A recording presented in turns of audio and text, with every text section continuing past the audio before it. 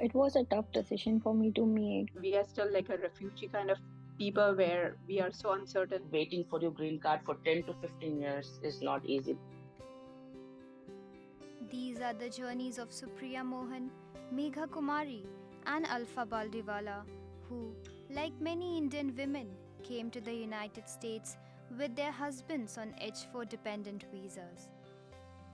Some moved to the United States to fulfill their American dream, but for Alfa and Megha, it was love and desire to make a family that persuaded them. I was so naive and not knowing about my future. I just moved in a very happy mood and really happy to move in US with my husband after marriage. I'm thankful for finding a person whom I love. I'm thankful that I got into the relationship with a man whom I really like and I want to be with. Moving to another country is a challenge in itself, but H4 visa status brings extra limitations which are difficult to fathom until you're experiencing it.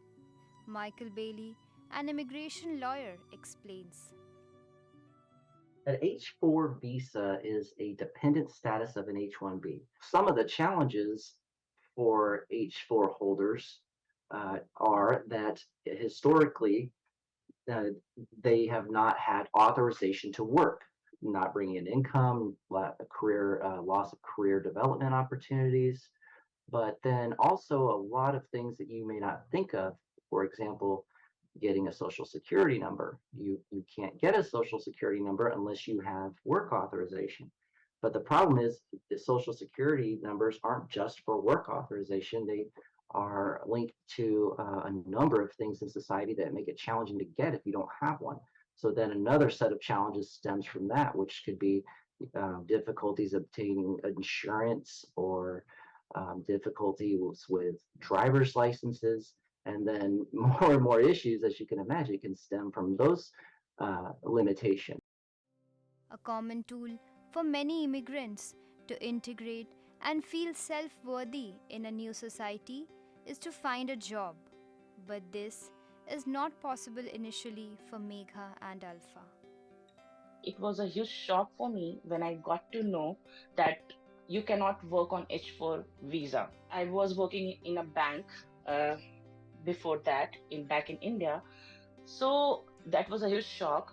When I committed myself to this person who was based in States, I wasn't sure that I will be moving with him on a dependent visa, and these are the drawbacks of dependent visa. Like I had to switch my career path. Every choice towards something is a step against something.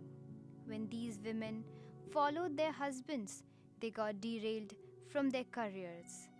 Megha says dealing with her insecurities while not working was extremely difficult.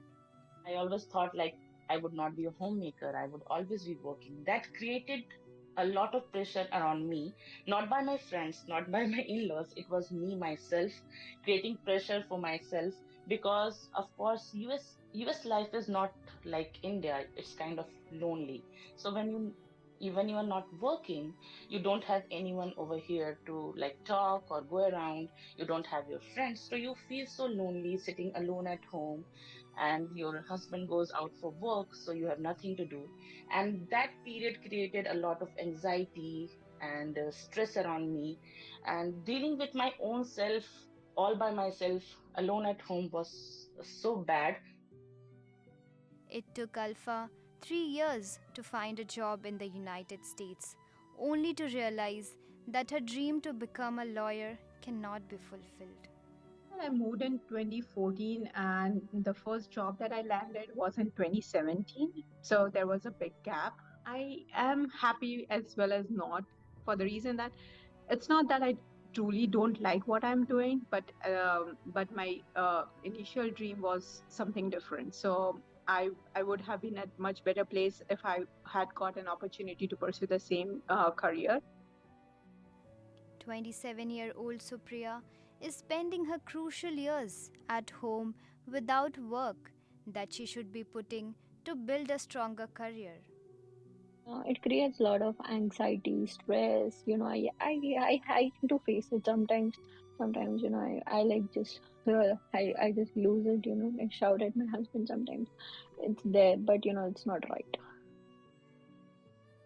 Many women who make the voyage find themselves questioning their identities, while Megha's simple, day to day tasks made her feel like an outsider. Supriya's experience is deeply isolating. So when you land in this country, understanding the accent is also a challenging task for you. Just to order a coffee was like so stressful and challenging for me because you have to say like what kind of coffee do you like, how much sugar do you prefer, and that was really challenging for me. Small stores or grocery store, they are not that warm. You get those vibes and feels that, okay, you're not that accepted. It is rightly said, where there is will, there is a way, and these women have proved it. While Supriya is studying for a higher degree, Megha switched professions to finally land a job.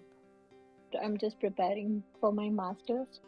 So, I can enroll for a master's program and, at least study for a while and then get a job. I did my MBA in finance, a professional certification from San Diego University after 1 year moving to US. And then the most challenging part for me was not getting a job in finance. So that was quite challenging for me, changing my career path from finance to technical. So I moved to data analyst field, and right now I am working as a business data analyst. While it's good to hear that legal immigrants are not losing hope, government must take cognizance of the delay in issuing EAD and green cards. Many people who have given 15 to 20 years to this country are still living in the fear of losing everything.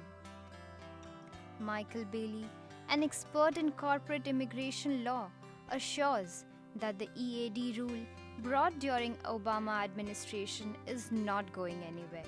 But the journey to get a green card is going to be long and tedious.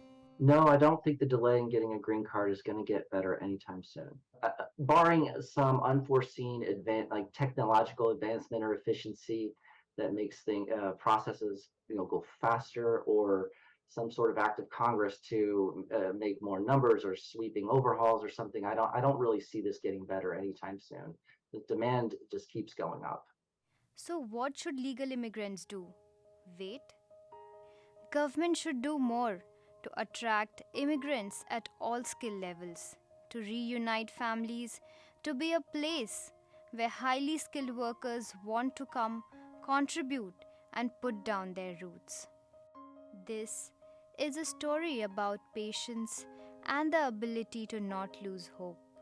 Supriya Mohan believes Chakra, or the Wheel of Life, offers mixed experiences. So yeah, I'm positive about it. So, it's a time, it's a chakra or a wheel, this is the situation I'm in now, but I'm sure that, I'm positive about it, that it might take some time, but I'm definitely going to get there.